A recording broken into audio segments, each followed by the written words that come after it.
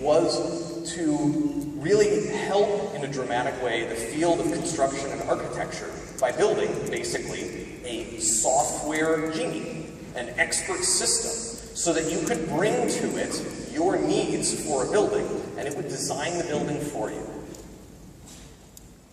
The need is there, and it is bigger than most of you realize.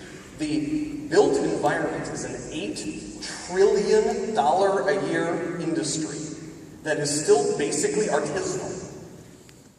It produces almost half of the world's solid waste and produces almost a third of the world's CO2 emissions. We cannot afford for that industry to be inefficient, and it is massively inefficient right now because of the way buildings are designed.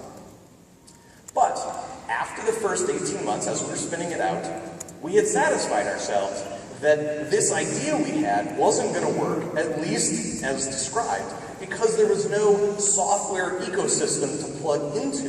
The software such as is out there today is very piecemeal, and most of the deep and important knowledge is stuck in the heads of the expert of the field rather than being in the software somewhere.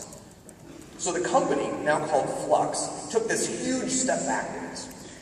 What they had learned from this first 18 months of talking to structural engineers, and architects, and developers, and contractors, was that before we could think about something like a full expert system for designing buildings, a software foundation had to be laid and a data layer had to be laid, sort of like you would lay the foundation for a building. So this picture in blue here is downtown Austin. You see that lighthouse-like spray out of the middle of the building? That building right there in the center is the Capitol building.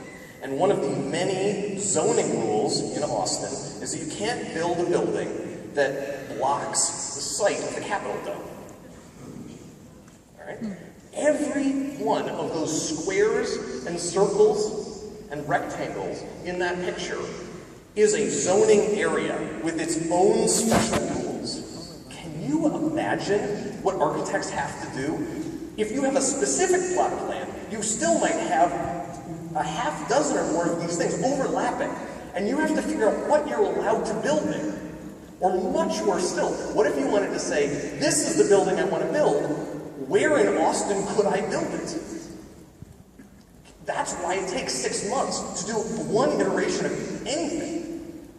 What you see in the lower right-hand corner here is Flux automatically answering those questions for Austin today.